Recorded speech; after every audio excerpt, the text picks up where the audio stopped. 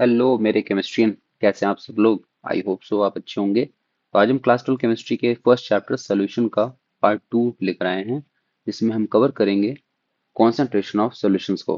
ठीक है, पार्ट 1 में हमने पढ़ा था टाइप्स ऑफ सॉल्यूशन, अब हम पार्ट 2 में करेंगे कॉन्सेंट्रेशन ऑफ सॉल्यूशन। तो कॉन्सेंट्रेशन ऑफ सॉल्यूशन में सबसे पहली चीज जो है हमें समझनी है कि कौन कौन से मेथड्स हैं जिनको हम यूज करेंगे to express that concentration of solution. ठीक है, कॉन्सेंट्रेशन ऑफ सॉल्यूशन को एक्सप्रेस करने के लिए हमारे पास कुछ मेथड्स होते हैं जिन्हें हम अप्लाई करेंगे।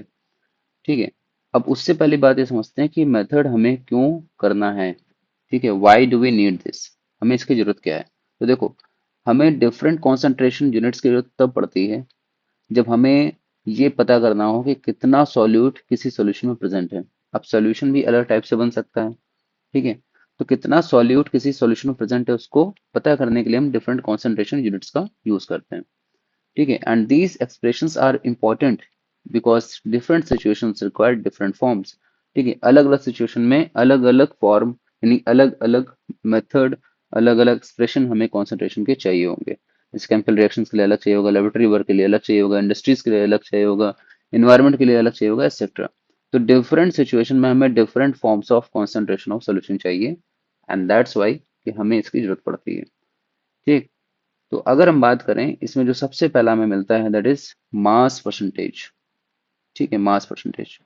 तो मास परसेंटेज जिसे आपने क्लास 9th में भी पढ़ा होगा, मास बाई मास परसेंटेज, ये वही है, मास बाई मास परसेंटेज। ठीक है, जिसको हम वेट परसेंटेज भी बोलेंगे, एंड इसको हम एक्सप्रेस करते हैं symbol W by W percentage से। ओके, तो ये क्या एक्सप्रेस करता है मास परसेंटेज, ये एक्सप्रेस करता है कि कितना मास ऑफ सोल्यूट प्रेजेंट है 100 ग्राम ऑफ सॉल्यूशन में। It expresses mass of solute present in 100 gram of solution. ठीक, तो यहाँ पर जो मास परसेंटेज होगा किसी भी सॉल्यूट का अगर हम निकालेंगे तो mass percentage of solute is equal to mass of solute upon mass of solution into 100। ठीक है, मास परसेंटेज निकालने के लिए हमें क्या करना है, मास ऑफ सॉल्यूट रखना है। ठीक है, ऊपर, और उसके नीचे टोटल मास ऑफ सॉल्यूशन रखना है। ठीक है, तो मास ऑफ सोल्यूट को मास ऑफ सोल्यूशन से डिवाइड करेंगे और मल्टीप्लाई करेंगे 100 से, तो हमारे पास आ जाएगा डब्ल्यू बाई डब्ल्यू परसेंटेज। एक चीज जो आपको बहुत अच्छे से ध्यान रखनी है वो ये है कि अगर कोई सोल्यूशन है जिसमें कंपोनेंट ए और कंपोनेंट बी हो, ठीक है, तो कंपोनेंट ए को हम हमेशा इस पूरे चैप्टर में हम कंसीडर करेंगे एज अ सॉल्वेंट। क्या कंसीडर करेंगे, एज अ सॉल्वेंट कंसीडर करेंगे। ठीक है, और जो हमारा बी कंपोनेंट होगा, जो हमारा कंपोनेंट बी होगा उसे हम मानेंगे क्या, सॉल्यूट। उसे हम क्या मानेंगे भाई, सॉल्यूट मानेंगे। तो मान लो कि यहाँ पर अगर ए जो कंपोनेंट है उसका मास निकाला जाता तो that will B W A. वो क्या होता, वो डब्ल्यू ए होता। ओके, और अगर बी के लिए मास निकाला जाता तो वो क्या होता, डब्ल्यू बी होता। ओके, कोई दिक्कत, वेट हम निकालते, मास निकालते। ठीक है, तो अगर मास परसेंटेज ऑफ सोल्यूट जैसे यहाँ पर लिखा हुआ है, अगर हम इसको डब्ल्यू ए और डब्ल्यू बी के अकॉर्डिंग यहाँ पर एक्सप्रेस करें तो mass percentage of solute that is W by W. Okay, W by W percentage of, किसका निकालेंगे, सॉल्यूट का।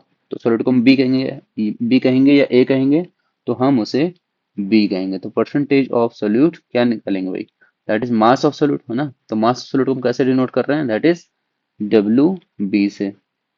ठीक है, और मास ऑफ सॉल्यूशन क्या आ जाएगा, मास ऑफ सॉल्यूशन आ जाएगा टोटल।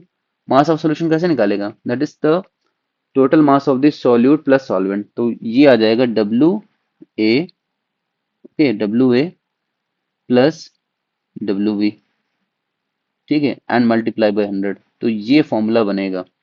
ठीक है, W by W percentage of B is equal to W B upon W A plus W B into 100। ठीक है, that is the total mass percentage of the solute. अब अगर इसका एग्जांपल देखें, which is very very common example, कि मान लो हमने बात कही कि 10 ग्राम शुगर को हमने डिसॉल्व किया 90 ग्राम ऑफ वाटर में। ठीक है, तो टोटल मास ऑफ सॉल्यूशन कितना आया हमारे पास, 10 ग्राम सॉल्यूट हो गया, शुगर क्या हो गई, सॉल्यूट हो गई। ठीक, और 90 gram water that is solvent हो गया, तो 10 प्लस 90 100 ग्राम ऑफ सोल्यूशन हो गया। ये क्या हो गया, 100 ग्राम ऑफ सोल्यूशन हो गया, right. Then mass percentage of sugar अगर निकालें तो that is mass of solute which is the 10 gram. Okay, and mass of solution which is total 100 gram. तो 10 अपॉन 100 मल्टीप्लाई बाई 100, 100 से 100 कैंसिल हो गया, बचा कितना 10, तो दैट विल बी 10%। तो 10% इस सोल्यूशन को हम बोलेंगे। ओके, देन हम बात करते हैं नेक्स्ट वन, वॉल्यूम परसेंटेज की। ठीक है, वॉल्यूम परसेंटेज। तो वॉल्यूम परसेंटेज जिसे आपने वही क्लास 9 में पढ़ा था, वॉल्यूम बाई वॉल्यूम परसेंटेज, इसीलिए इसे लिखा जाएगा वी बाई वी परसेंट। तो ये कहाँ यूज होगा, जब हमारे पास सॉल्यूट एंड सॉल्वेंट दोनों ही किस स्टेट में हो, लिक्विड स्टेट में हो। ओके, सॉल्यूट और सॉल्वेंट दोनों ही लिक्विड हो, तो वहां पर हम वॉल्यूम बाई वॉल्यूम परसेंटेज को यूज करेंगे। ठीक है, again volume percentage of solute निकाला हमने, तो वॉल्यूम ऑफ सॉल्यूट ऊपर रखा जाएगा, अपॉन वॉल्यूम ऑफ सॉल्यूशन नीचे रखेंगे एंड मल्टीप्लाई बाई 100 करेंगे, तो हमारा वॉल्यूम बाई वॉल्यूम परसेंटेज आ जाएगा।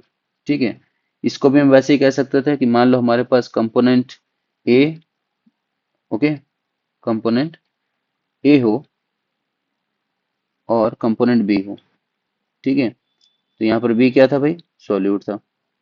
तो volume by volume percentage of solute का अगर निकालेंगे तो क्या आ जाएगा, V by V, percent of B is equal to volume of solute. Volume of solute का क्या लिखेंगे हम, V B, okay, upon V A, that is the volume of solvent, plus V B, that is the volume of solute. Total क्या आ जाएगा, volume of solution आ जाएगा, and multiply by 100।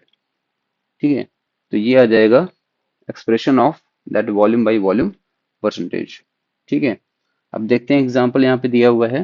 Example है that is 25 ml alcohol in 75 ml water.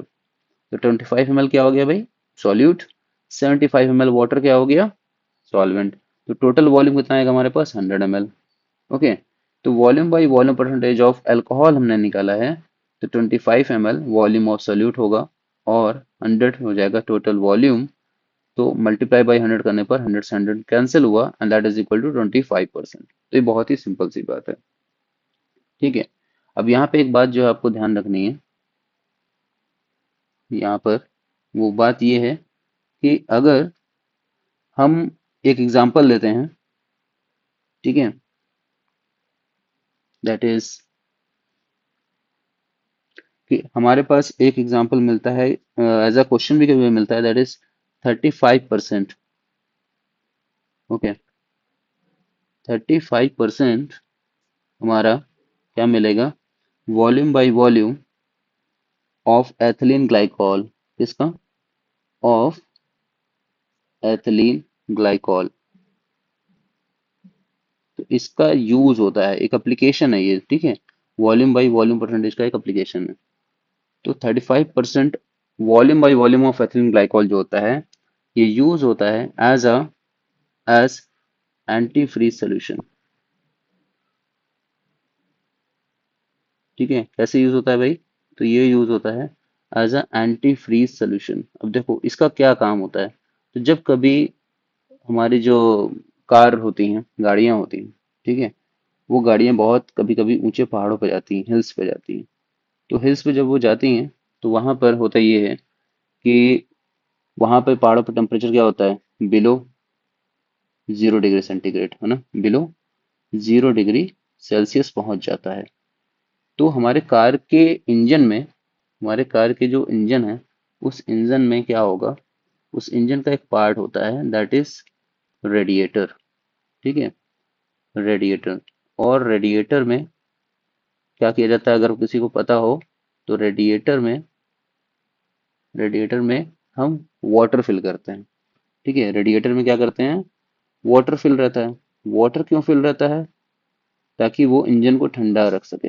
अब देखो पहाड़ों पे गाड़ियां चढ़ रही हैं, ठीक है, तो जब पहाड़ों पे गाड़ियां अगर चढ़ेंगी, तो इनके इंजन पे बहुत प्रेशर पड़ेगा, इंजन बहुत गर्म होगा, और वहां पर वाटर उस इंजन को ठंडा रखने में काम करेगा, ताकि हमारा जो गाड़ी है वो चढ़ती रहे। ठीक है, तो रेडिएटर में अगर जो वाटर फिल है, और अब पहाड़ियों पे टेम्परेचर अगर 0 डिग्री सेंटीग्रेड से नीचे पहुंच गया, तो क्या होगा, वो वाटर जो फिल है वो वाटर जो फिल है वो क्या हो जाएगा, वो फ्रीज हो जाएगा, है ना, वो फ्रीज हो जाएगा।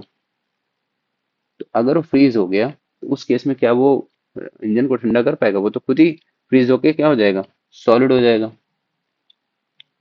तो इसलिए उसमें उस रेडिएटर में वाटर के साथ हम क्या मिला देते हैं, 35 ml एथिलीन ग्लाइकॉल मिला देते हैं। यानी कि यहाँ पे जो सोल्यूशन बनेगा उस सोल्यूशन की अगर बात करें तो वो बनेगा that is 35 ml ethylene glycol. ठीक है, I am writing ethylene glycol as a EG। और उसमें क्या मिलेगा भाई, 65 ml water, that is H2O। ठीक है, तो ये जो कॉम्बिनेशन होगा ना, ये कॉम्बिनेशन क्या कर देगा, ये कॉम्बिनेशन इस वाटर के जो फ्रीजिंग पॉइंट है दैट इज 0 डिग्री सेंटीग्रेड उसको डिक्रीज कर देगा। ठीक है, उसको डिक्रीज करके अप्रॉक्स अप्रॉक्स ये ले आएगा उसके टेम्परेचर को दैट इज -17.6 डिग्री सेल्सियस तक। कितना, -17.6 डिग्री सेल्सियस तक। तो अगर पहाड़ों पर टेम्परेचर -4 -5 -10 डिग्री भी चला गया तो जो रेडिएटर है, रेडिएटर में भरा पानी है, वो फ्रीज नहीं होगा। ओके, तो it will decrease the melting point of water. ठीक है, इसका एप्लीकेशन क्या होगा, जैसे मैंने कहा है कि it will decrease, sorry, it will decrease the melting point of water. Okay, melting point of water. और कितना डिक्रीज हो गया भाई, तो that will decrease by -17.6 degree Celsius, from 0 to 17.6 degree Celsius. ये वाटर के मेल्टिंग पॉइंट पे यहाँ पे डिक्रीज कर देता है। ठीक है, तो ये बात आई थिंक सो आप सबको समझ में आई होगी। ठीक है, तो ये किसका क्या था, एप्लीकेशन था। ओके, चलो, तो अब आते हैं अपने वापस टॉपिक पर। तो 25/100 यहाँ पे कितना आता है, 25% सोल्यूशन आया था। अब बात करते हैं next one that is mass by volume percentage की। ठीक है, तो mass by volume percentage that is M/V या W/V परसेंटेज। ठीक है, W/V परसेंटेज। इसका देखो कॉमनली यूज कहाँ आता है, तो मेडिसिन और फार्मास्यूटिकल सिरप्स बनाने में इसका काम आता है। मेडिसिन काफ़ी सारी जो बनती हैं उसमें जब सोल्यूशन बनते हैं तो बहुत सारे ऐसे सॉलिड कंपाउंड होते हैं जिनको किसी पर्टिकुलर सॉलिड में डिजोल्व किया जाता है जो कि लिक्विड होता है। तो सॉलिड कंपाउंड का मास ले जाएगा और जो लिक्विड सॉल्वेंट है वहाँ पे वो उसका वॉल्यूम ले जाएगा। तो वहां पे बेसिकली क्या निकाला जाएगा, W/V परसेंटेज। तो मास ऑफ सोल्यूट ऊपर रखा जाएगा that is in gram, upon volume of solution in ml रखा जाएगा, मल्टीप्लाई बाई 100 कर देंगे, तो that will be the mass by volume percentage. अब जैसे यहाँ पे एग्जांपल दिया है that is 5 gram of salt को अगर 100 ml वाटर मिला के उसका सोल्यूशन बना लेते हैं तो that will B 5% volume by sorry mass by volume percentage हो जाएगा। ठीक है, अब बात करते हैं पार्ट्स पर मिलियन की। पार्ट्स पर मिलियन की जिसे डिनोट करते हैं ppm से। ठीक है, इसको आप लोगों ने सुना होगा, जब कभी पॉल्यूशन बहुत फैलता है तो वहां पर हम ppm को निकालते हैं। ठीक है, तो ये कहाँ पर यूज होता है, वेरी वेरी स्मॉल कंसंट्रेशन, अगर कंसंट्रेशन बहुत छोटा हो गया। देखो यहाँ पे जो निकाला जा रहा है ना, जैसे कि mass by mass, volume by volume, mass by volume, तो वहां पे मल्टीप्लाई बाई 100 क्यों करते हैं, क्योंकि यहाँ पे बात हो रही है कि आउट ऑफ 100 पार्ट्स, 100 पार्ट में से कितना part, 1 part, 2 part, 10 part, 25 part, कितने पार्ट यहाँ पर किसी सॉल्यूट के प्रेजेंट है। लेकिन अगर सॉल्यूट का अमाउंट बहुत कम हो, 1 पार्ट से भी कम आउट ऑफ 100, तो वो बहुत ही स्मॉल कंसंट्रेशन हो जाएगा। जैसे कि मान लो डिजॉल्व गैसेस इन वाटर, पानी में कितनी ऑक्सीजन गैस डिजॉल्व है, पानी में कितनी कार्बन डाइऑक्साइड गैस डिजॉल्व है, तो वो बहुत ही लेस अमाउंट होता है। और उस लेस अमाउंट में जो हमारे पास पार्ट होगा वो बहुत ही कम हो जाएगा। तो हम क्या करेंगे कि हम उस पार्ट को जब काउंट करेंगे तो हम पार्ट्स पर मिलियन काउंट करेंगे कि आउट ऑफ 1 मिलियन कितने पार्ट उस पर्टिकुलर सॉल्वेंट में डिजॉल्व है। ठीक है, तो उसको हम एक्सप्रेस करते हैं ppm से। तो यहाँ पर क्या लिखा जाएगा, बहुत ध्यान देने की बात है, इससे क्वेश्चन आते हैं। तो मास ऑफ सोल्यूट ऊपर रखा जाएगा अपॉन मास ऑफ सोल्यूशन। बस यहाँ पे यही चीज होगी, जो 100 है ना, उस 100 को हम चेंज कर देंगे 10⁶ से, यानी 1 मिलियन से। जो 100 पार्ट था वो 1 मिलियन पार्ट हो गया, 10⁶ उसको रिप्लेस कर दिया जाएगा। ठीक है, फ्लोराइड जो होता है, फ्लोराइड, ठीक है, फ्लोराइड क्या होता है भाई, फ्लोराइड होता है दैट इज F-। तो F- जो होता है वो ड्रिंकिंग वाटर में मिलाया जाता है। कितना मिलाया जाता है, 1 ppm, यानी 1 पार्ट पर मिलियन मिलाया जाता है, जो कि बहुत ही कम अमाउंट है। ठीक है, कम अमाउंट है। अगर क्लोरीन को मिलाया जाएगा ना, तो क्लोरीन पता है कितना मिलता है, 1 लीटर वाटर में क्लोरीन जो होता है वो 3 ppm होता है। कितना होता है, 3 ppm क्लोरीन का होता है। ठीक है, क्लोरीन। तो इसका मतलब अगर आप इसे एक्सप्रेस करना चाहो तो ये पता है कितना होगा, 3 × 10⁻³ ग्राम। इतना मिलाया जाएगा क्लोरीन 1 लीटर ऑफ वाटर में, जो सप्लाई वाटर होता है ना उसमें 3 × 10⁻³ मिलाया जाएगा, यानी कि 3 ppm ये आ जाएगा। ठीक है, तो ये हमारा पार्ट्स पर मिलियन होता है। ठीक, चलें आगे। Next one is mole fraction. Mole fraction जिसका एक सिंबल, बहुत प्यारा सा सिंबल है ये, दैट इज, दिखता तो हमें एक्स है बट हम इसे काफी जगह पे इसका नाम लिखा जाता है काई। ठीक है, काफी जगह पे इसका क्या क्या नाम लिखा होता है, दैट इज काई लिखा होता है। ठीक है, और काफी जगह पे इसको जीटा बोल देते हैं लोग, सॉरी, क्या बोल देते हैं, जीटा बोल देंगे।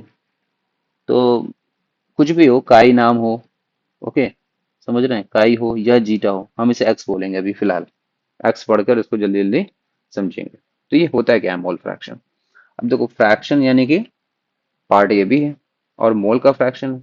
तो मोल फ्रैक्शन क्या होता है, दैट इज रेशियो होता है मोल्स का। ठीक है, तो रेशियो निकालते हैं मोल्स का of one component to the total moles of solution.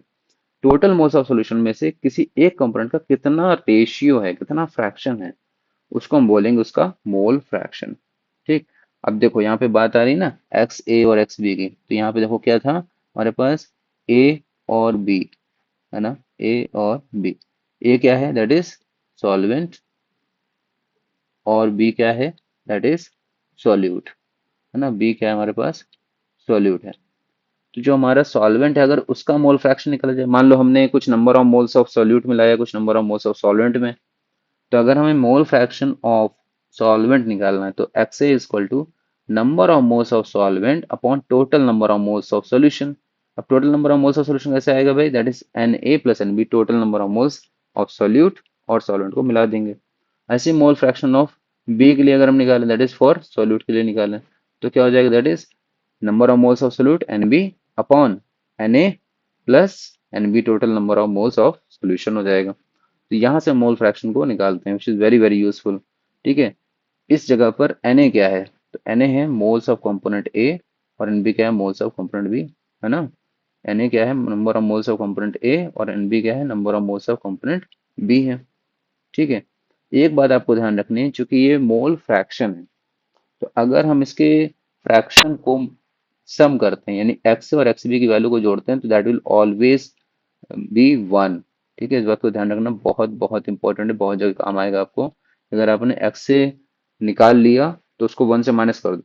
जैसे मान लो आपको एक्स से की वैल्यू पता है, मान लेते हैं 0.7 आई, कितनी आई, 0.7 आई, और आपको एक्स बी की वैल्यू चाहिए, तो आपको ये पूरा करने की जरूरत भी नहीं है उस जगह पर। ठीक है, आप क्या कर सकते हो, आप ये कर सकते हो 1 - 0.7 किया, और that will be equal to 0.3।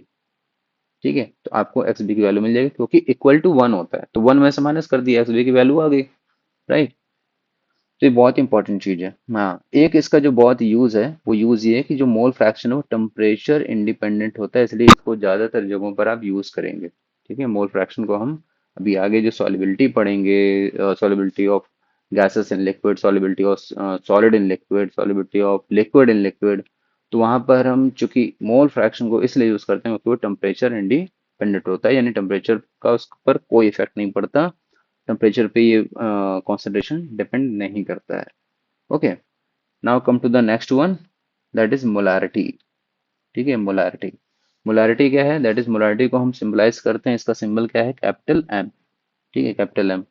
तो आप मोलारिटी को अगर डिफाइन करना चाहो तो मोलारिटी को आप कैसे डिफाइन करोगे, तो मोलारिटी को हम डिफाइन करते हैं, चलिए। तो मोलारिटी क्या होती है, that is number of number of moles of number of moles of solute, okay, number of moles of solute dissolved आपसे कभी डेफिनेशन पूछ ली जाए मोलारिटी की तो you should know number of moles of solute dissolved पर litre of solution.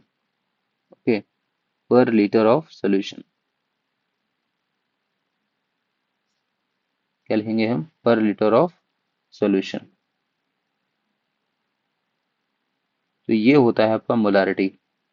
ठीक है, यानी कितने number of moles of solute dissolved होंगे, कितने, जैसे हमने सोल्यूट को डाला किसी सोल्यूशन में, तो पर लीटर में कितने सॉल्यूट के मोल्स डिजॉल्व हैं, वो हमारी मोलारिटी। तो मोलारिटी इक्वल टू हम फॉर्मूला क्या बनाएंगे, that is moles of solute upon volume of solution in litre. ठीक है, moles of solute upon volume of solution in litre. ठीक, और अगर हमें मोल्स नहीं पता, हमको मान लो यहाँ पे जैसे मैंने भी कहा ना कि हमने सॉल्यूट को डिजोल्व कर दिया किसी वॉल्यूम ऑफ सॉल्यूशन में, और हमने उसको मोल्स नहीं बताया, आपको हमने कहा 25 ग्राम डिजोल्व है वो। तो अगर आपको मास गिवन है और आपको चाहिए नंबर ऑफ मोल्स, तो आप mass moles equal to mass upon molar mass रख करके मास की वैल्यू आप रखोगे, गिवन मास होगा, और उस पर्टिकुलर कंपाउंड का मोलर मास रखोगे। ठीक है, तो आपको क्या मिल जाएगा, नंबर ऑफ मोल्स मिल जाएंगे। नंबर ऑफ मोल्स यहाँ रखो, वॉल्यूम ऑफ सॉल्यूशन जो होगा उसको हम लीटर में लिखेंगे। ठीक है, तो इस बात को आपको ध्यान रखना है। ठीक है, और एक बात कि यहाँ पर अगर हम बात कर रहे हैं तो हम ये भी कह सकते हैं कि molarity molarity is equal to, ठीक है, molarity is equal to number of moles of solute, that is NB हम लिखेंगे ना, मोल्स सोल्यूट क्या है, दैट इज बी है, number of moles of solute B upon volume in litre, है ना, वॉल्यूम क्या आ रहा है आपका लीटर में, तो वॉल्यूम इन लीटर ये लिख सकते हैं। ठीक, और इसको क्या लिख सकते हैं, अगर मान लो वॉल्यूम जो है वो लीटर में नहीं दिया है तो क्या लिखेंगे हम, तो हम लिखेंगे number of moles of solute that is NB upon volume of solution in ml. ठीक है, मान लो एमएल में दिया हुआ है तो आप वॉल्यूम इन मिलीलीटर लिखोगे, लेकिन अब चूंकि यहाँ पर डिवाइड बाई 1000 होता है ना, तो डिवाइड बाई 1000 को अगर हम ना लें तो हम उसको क्या करते हैं, हम ऊपर इसको ले जाकर मल्टीप्लाई कर दें। ठीक है, ऊपर ले जाकर अगर मल्टीप्लाई करेंगे तो यहाँ क्या हो जाएगा, यहाँ पर हमारा हो जाएगा दैट इज मल्टीप्लाई बाई 1000 कर देंगे, राइट। तो मल्टीप्लाई बाई 1000 करने के लिए हम यहाँ पर N B upon V in millilitre, ठीक है, ये N B upon V in millilitre multiply by 1000 हो जाएगा। कोई दिक्कत यहाँ पे? ठीक है, तो ये हो गया। अब मान लेते हैं कि आपको एन बी की वैल्यू नहीं मालूम। अब एन बी इक्वल टू क्या होगा, एन बी इक्वल टू ये मोल्स है ना, number of moles of solute B, यहाँ पे हम क्या लिख रहे हैं, number of moles of solute B का, तो इसका दिया है मोल मास दिया हुआ है, तो क्या होगा, that is W B, mass of the solvent upon molar mass of the solvent that is M B. ठीक है, एम बी लिख देंगे, मास ऑफ द सोल्यूट को हम क्या लिखेंगे, मोलर मास को हम एम से करते हैं, सोल्यूट हमारा बी है तो W B upon M B आ जाएगा। तो अब यहाँ पे अगर हम N B upon N B की वैल्यू जो होगी उसको हम रिप्लेस कर दें डब्ल्यू बाई एम बी से, तो पता है फॉर्मूला क्या हो जाएगा, फॉर्मूला हो जाएगा M is equal to W B upon M B, ठीक है, और मल्टीप्लाई बाई 1000 तो है ही ऊपर, ठीक है, and here multiply by volume in millilitre, in millilitre. ठीक है, तो ये हमारा फाइनल फॉर्मूला आता है किसका, मोलारिटी का। ओके, इन बातों को आपको ध्यान रखना है। ठीक, इसके यूनिट की बात करें तो यूनिट क्या होगी, यूनिट क्या होगी, यूनिट, इस कॉन्सेंट्रेशन टर्म की यूनिट क्या होगी, इस कॉन्सेंट्रेशन टर्म की यूनिट होगी मोल्स पर लीटर।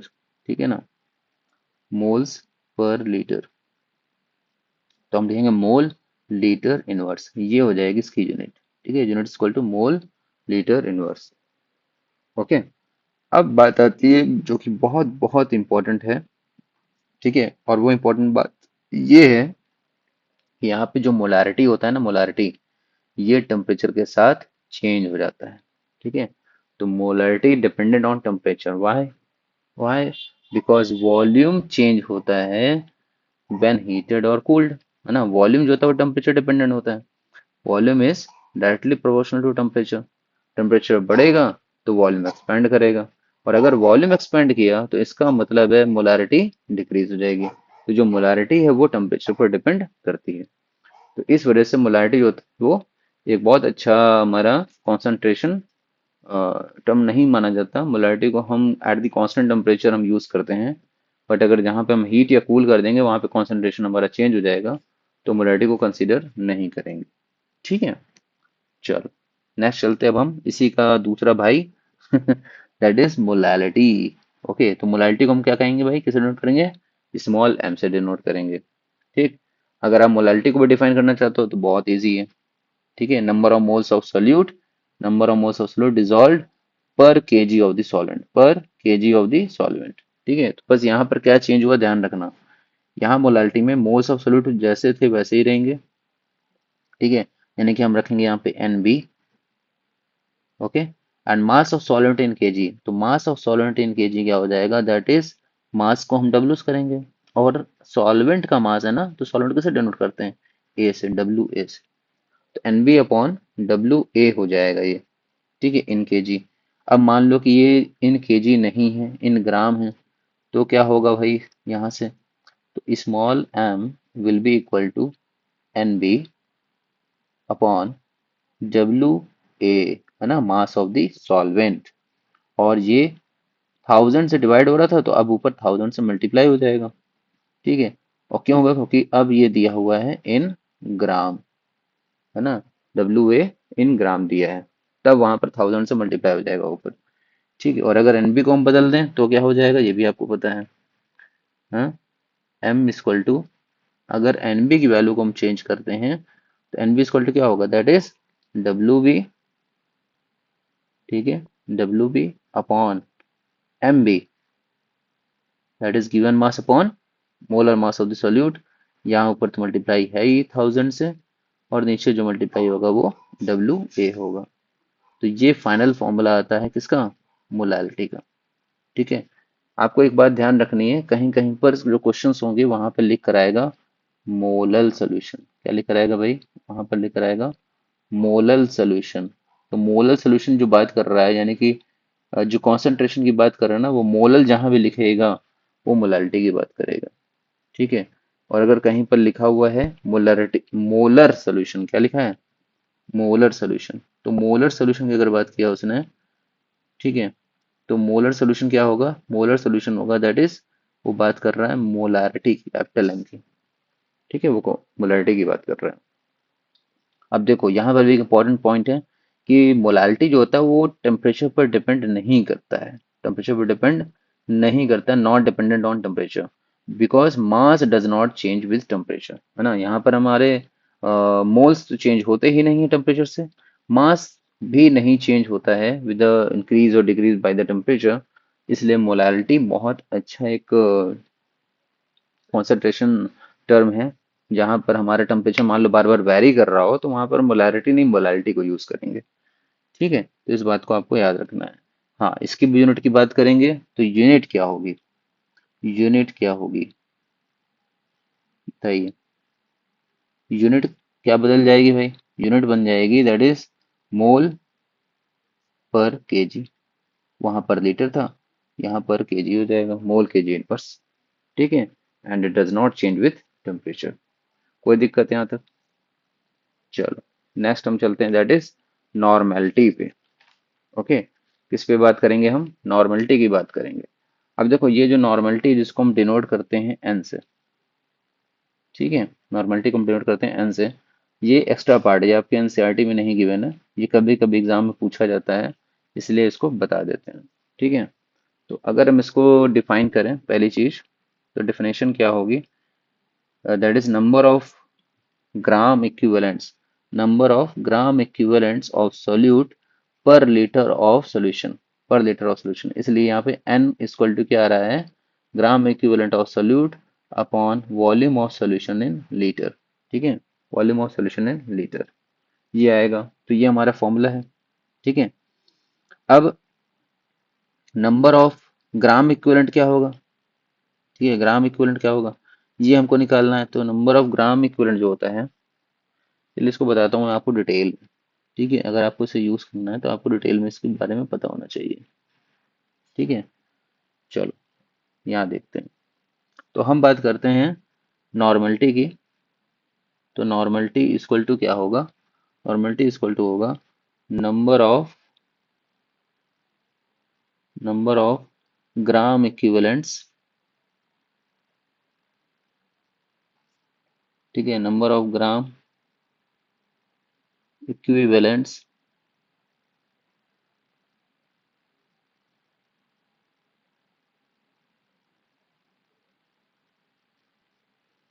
ठीक है, upon upon volume of solution in litre, ठीक है, number of gram equivalent equivalent लिखा है upon volume of solution litre.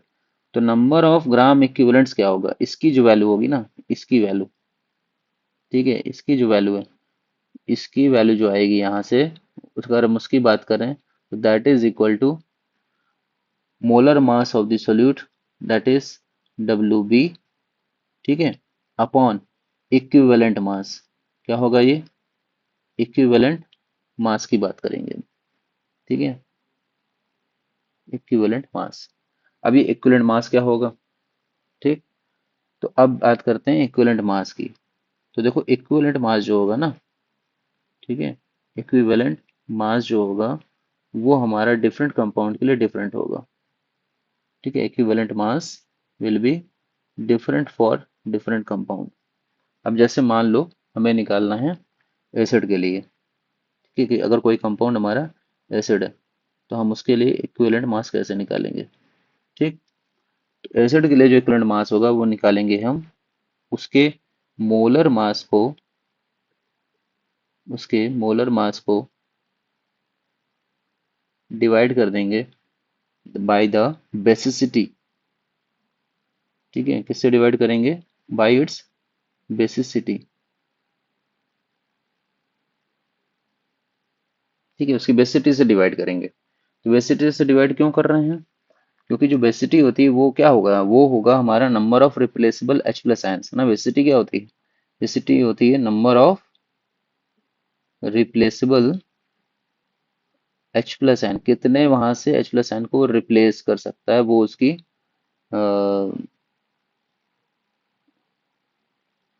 वो उसकी क्या होगी, दैट इज बेसिसिटी होगी, ठीक है, number of replaceable H plus ion. अब जैसे कि फॉर एग्जाम्पल हम लेते हैं मान लो HCl, तो HCl की बेसिसिटी क्या होगी, तो कितने H प्लस आयन निकल सकते हैं, 1, इसलिए इसकी बेसिसिटी होगी 1, ठीक है, 1 आप रख दोगे और उसका मोलर मास रख दोगे। जैसे HCl का मोलर मास कितना है, अब 1 of hydrogen 35.5 of chlorine 36.5, basicity कितनी होगी, दैट इज 1, क्योंकि एक ही H प्लस को निकाल रहा है। तो एसिड के लिए इक्विवेलेंट मास कितना होगा, एसिड के लिए HCl एसिड के लिए इक्विवेलेंट मास होगा 36.5 डिवाइड बाई 1, दैट इज 36.5, ठीक है, तो ऐसे आप रख कर निकाल सकते हो। देन अगर हमारे पास मान लो H2SO4 है तो कितना होगा, दैट इज 2 होगा, ठीक है। हमारे पास अगर H3PO3 है, ठीक है, तो यहाँ पर 3 होगा, ठीक। H2H3PO3 है तो 3 होगा, ठीक है। आगे आते हो, तो अगर हमारे पास मान लेते हैं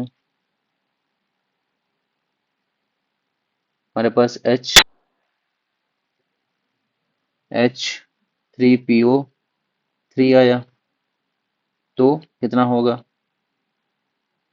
H3PO3 में हमारा कितना होगा, तो 2 होगा। और यही हमारा अगर होगा H3PO2 तो ये हो जाएगा 1, ठीक है। ये कुछ कॉमन एसिड है जहां पर हमारा जो number of H plus ions है उसके अकॉर्डिंग हम बेसिसिटी को निकाल सकते हैं, ठीक है। तो ये बात सबको समझ में आई। अब आते हैं नंबर 2, दैट इज बेस पे। तो अगर कोई कंपाउंड है जो कि बेस है, ठीक है ना, बेस है वो, तो बेस में कैसे निकालेंगे, अगेन वही मॉलिक्यूलर मास, ठीक है, मॉलिक्यूलर मास जो हमारा है बेस का, और उसके साथ हमें क्या रखना है, that is divide by acidity, ठीक है। एसिडिटी क्या होगी, अगेन वही बात, number of replaceable OH minus ions, कितने वहां से OH माइनस आयंस को वो रिप्लेस कर रहा है, ठीक है। जैसे फॉर एग्जांपल हम मान लेते हैं कि हमारे पास है NaOH क्या है, सोडियम हाइड्रोक्साइड। तो सोडियम हाइड्रोक्साइड में एक OH माइनस आंसर रिप्लेस होगा, तो वेलोसिटी कितनी होगी, 1 होगी। ठीक है। बेरियम हाइड्रोक्साइड, बेरियम हाइड्रोक्साइड, तो बेरियम हाइड्रोक्साइड जो होगा वो BaOH वोल्टाइज होगा, और उसके लिए नंबर ऑफ रिप्लेसेबल आयन होंगे, OH माइनस आयन होंगे, दैट इज 2। तो बेस के लिए क्या हो जाएगा, 2 हो जाएगा। ठीक है। तो एसिड और बेस में आप समझ गए होंगे। Now next one is, third one is, that is salt. अगर हमारे पास कोई सॉल्ट है, ठीक है, तो सॉल्ट के लिए हम कैसे निकालेंगे, तो सॉल्ट के लिए भी सेम फॉर्मूला है, इक्विवेलेंट मास निकाल रहे हैं हम, ठीक है ना। तो यहाँ पर क्या होगा, सॉल्ट के लिए मॉलिक्यूलर मास, मॉलिक्यूलर मास, और उसको हम डिवाइड करेंगे विद टोटल पॉजिटिव वैलेंसी के, किससे डिवाइड करेंगे, टोटल पॉजिटिव वैलेंसी, उसकी टोटल पॉजिटिव वैलेंसी होगी, ठीक है, उससे हम डिवाइड कर देंगे। तो सॉल्ट का जो टोटल पॉजिटिव वैलेंसी आएगी वही हमारा यहाँ पर रखने के बाद उसका इक्विवेलेंट मास, जैसे for example, that is Na plus, अरे सॉरी NaCl। तो NaCl में कितने टोटल पॉजिटिव वैलेंसी है, तो Na प्लस से आएगी, एक ही आएगी, तो NaCl के लिए पॉजिटिव वैलेंसी कितनी होगी, 1 होगी। ठीक है। अगर हमारे पास मान लो सॉल्ट है barium chloride, okay, BaCl2, BaCl2, तो बेरियम क्लोराइड में Ba की वैलेंसी कितनी है, 2 है, तो दैट इज +2 है ना, तो +2 है तो 2 जो होगा वो क्या हो जाएगी, हमारी टोटल पॉजिटिव वैलेंसी हो जाएगी, तो BaCl2 में 2 रखी जाएगी। ठीक है, समझ में आया। ठीक है। तो ये हमारा नॉर्मलिटी निकालने का पूरा लेखा जोखा है आपके लिए। ठीक है। Number of gram equivalents upon volume of solution in litre, यहाँ से हमारा निकल कर आएगा, दैट इज नॉर्मलिटी। ठीक है। नॉर्मलिटी में number of gram equivalent equal to क्या होगा, that is molar mass of the solute upon equivalent mass होगा। ठीक। अब इक्विवेलेंट मास को अगर हम रखेंगे यहाँ पे, तो इक्विवेलेंट मास क्या होता है, दैट इज मोलर, किसी भी पर्टिकुलर कंपाउंड के लिए अलग अलग होगा, एसिड के लिए मोलर मास अपॉन बेसिटी होगा, ठीक है, बेस के लिए मोलर मास अपॉन एसिडिटी होगा, और सॉल्ट के लिए molar mass upon total positive valency होगा। ठीक। ये चीजें हैं यहाँ पर अबाउट नॉर्मलिटी। ठीक है। अब बात करते हैं, इसी को कभी कभी लिखा जाता है molar mass upon N factor, ठीक है ना। जो मैंने यहाँ पे लिखा था आपके लिए, 1 मिनट, जो मैंने आपके लिए यहाँ पे लिखा था वहां पर, दैट इज एसिडिटी, बेसिसिटी, और टोटल पॉजिटिव वैलेंसी, तो वो एन फैक्टर ही होता है, ठीक है ना। अब यहाँ पे एन फैक्टर आपको लिख कर दे देगा तो आपको पता ही नहीं चलेगा कि एन फैक्टर है क्या, तो वो मैंने एन फैक्टर आपको बताया एसिड बेस सॉल्ट के अकॉर्डिंग, राइट। यूनिट क्या होगी इस केस में, अगर हम नॉर्मलिटी की बात करें, तो यूनिट क्या लिखी जाएगी, तो यूनिट होगी ग्राम इक्विवेलेंट। ठीक है। क्या यूनिट होगी, ग्राम इक्विवेलेंट पर लीटर ऑफ सॉल्यूशन, है ना, तो लीटर इनवर्स, ग्राम इक्विवेलेंट पर litre of solution, that is litre inverse हो जाएगा। ठीक। तो नॉर्मलिटी का यूज किया जाता है बेसिकली एसिड बेस रिएक्शंस में या फिर रिडॉक्स रिएक्शंस में। ठीक है। एसिड बेस रिएक्शन या फिर रिडॉक्स रिएक्शन में इसका यूज किया जाता है। ठीक। चलो, अब एक कंपैरिजन टेबल के थ्रू हम फटाफट इसका एक रिवीजन कर लेते हैं। सबसे पहले हमने देखा मास परसेंटेज, है ना, तो मास परसेंटेज टेम्परेचर पर डिपेंड नहीं करता है। ठीक है। क्यों नहीं करता है, क्योंकि मास परसेंटेज, मास का इफेक्ट आ जा रहा है यहाँ पे, तो मास टेम्परेचर पर डिपेंड नहीं करता। इसका यूज क्या है, तो मास परसेंटेज का एक बहुत जनरली यूज होता है, ठीक है, मास बाई मास परसेंटेज हम लोग जनरली निकालते हैं। ठीक। मोल फ्रैक्शन, मोल फ्रैक्शन भी टेम्परेचर डिपेंडेंट नहीं है, ठीक है, क्योंकि मोल फ्रैक्शन में number of moles upon total number of moles है, तो वहां पर मोल्स की वजह से टेम्परेचर पे डिपेंड नहीं करता है। मोल फ्रैक्शन का यूज कहाँ होगा, तो थ्योरेटिकल कैलकुलेशंस में इसका यूज होगा। ठीक है। जो भी हम लोग थ्योरेटिकल कैलकुलेशन करेंगे ना आगे, बताया था मैंने मोल फ्रैक्शन का यूज होगा सॉलिबिलिटी वगैरह में, तो जितने भी थ्योरेटिकल कैलकुलेशन है मोल फ्रैक्शन का यूज करेंगे हम। मोलैरिटी का यूज क्या होगा, मोलैरिटी देखो पहली बात तो टेम्परेचर पे चेंज हो जाती है, टेम्परेचर बढ़ेगा घटेगा तो मोलैरिटी भी इंक्रीज और डिक्रीज होगी, ठीक है, और इफेक्ट होता है बिकॉज ऑफ दी वॉल्यूम, ये पॉइंट इंपॉर्टेंट है तो इसको आप याद रखेंगे। ठीक है। और कोई भी देख रहे हो आप तो टेम्परेचर पर डिपेंड नहीं करता है except molarity because of the volume. तो मोलैरिटी को हम लेबोरेटरी सोल्यूशन जो बनाते हैं, तो देखो लेबोरेटरी सोल्यूशन जो भी बनते हैं वो रूम टेम्परेचर पे बनते हैं, तो रूम टेम्परेचर, टेम्परेचर चेंज नहीं हो रहा, टेम्परेचर चेंज नहीं होगा, तो यहाँ पर मोलैरिटी भी चेंज नहीं होगी। तो मोलैरिटी का यूज़ हम लेबोरेटरी सोल्यूशन बनाने में करते हैं। मोलैरिटी जो होती है, मोलैरिटी टेम्परेचर पर डिपेंड नहीं करती मास होने की वजह से, और इसका यूज़ होता है क्वालिटेटिव प्रॉपर्टीज़ को समझने में। ठीक है, क्वालिटेटिव प्रॉपर्टीज़ क्या होती हैं, इसी चैप्टर का लास्ट टॉपिक ही रहेगा वो क्वालिटेटिव प्रॉपर्टीज़। ठीक है, 4-5 तरह की क्वालिटेटिव प्रॉपर्टी हैं, वो आपको पढ़नी है। ठीक है, तो वहां पर हम इसको यूज करेंगे, मोलालिटी को यूज करेंगे। Next one is ppm. तो पीपीएम में भी हमारा मास ही है, राइट, इसलिए वो वॉल्यूम नहीं है, तो टेम्परेचर पर डिपेंड नहीं करता है। और पीपीएम का क्यों नहीं इफेक्ट मतलब क्यों इफेक्ट नहीं होता बाई टेम्परेचर, बिकॉज बहुत ही छोटी क्वांटिटी, वेरी स्मॉल क्वांटिटी है। पीपीएम का यूज क्यों होगा, तो इन्वायरमेंटल केमिस्ट्री में होगा। जैसे पोल्यूशन फैल रहा है, तो कितना पीपीएम कार्बन डाइऑक्साइड गैस बढ़ी, कितना पीपीएम कार्बन मोनोऑक्साइड गैस बढ़ी। ठीक है, कार्बन एमिशन कितना हो रहा है, वो निकालने के लिए हमारा पीपीएम का यूज होगा। वाटर में ऑक्सीजन कितनी प्रेजेंट है, फ्लोराइड कितना प्रेजेंट है, क्लोरीन कितना present है, ये सब निकालने के लिए हम पीपीएम का यूज करेंगे। ठीक है, बायोलॉजिकल ऑक्सीजन डिमांड होती है ना, कि जो एक्वाटिक फिशेस होती हैं, स्पीशीज होती हैं, उनको कितना अमाउंट ऑफ ऑक्सीजन चाहिए। तो बायोलॉजिकल ऑक्सीजन डिमांड निकालने के लिए उस पानी में पर्टिकुलर कितने पीपीएम ऑक्सीजन होनी चाहिए, तो वो ऑक्सीजन निकालने के लिए हम मतलब ऑक्सीजन की अमाउंट निकालने के लिए हम इस पीपीएम यूनिट को यूज करते हैं। ठीक है, अब एक एग्जाम्पल क्वेश्चन है जिसको हम देख लेते हैं, जो कि बहुत बहुत इंपॉर्टेंट है, राइट। तो 10 ग्राम NaCl अगर हम डिजोल्व करते हैं 150 ग्राम ऑफ वाटर में, तो हमें कन्वर्ट करना है इस सॉल्यूशन को मोलालिटी टर्म में, मोलालिटी के कॉन्सेंट्रेशन टर्म में हमें इसे कन्वर्ट करना है। तो देखो, molar mass of NaCl, molar mass of NaCl कितना है, 58.5 ग्राम पर मोल। कैसे है भाई, सोडियम का मास, सोडियम का मास बताओ 23, प्लस क्लोरीन का मास दैट इज 35.5, टोटल कितना आ जाएगा 58.5। ठीक है, अब मोल्स ऑफ NaCl निकालने के लिए क्या करते हैं, मोल्स ऑफ NaCl निकालने given mass of the NaCl that is 10 ग्राम दिया है, 10 ग्राम रखा, upon molar mass of the NaCl sodium chloride that is 58.5, total कितना आया 0.171 मोल्स। ठीक है, ये क्या आया भाई, 0.171 मोल्स आया। और हमारे पास मास ऑफ सॉल्वेंट गिवन है, कितना गिवन है 250 ग्राम।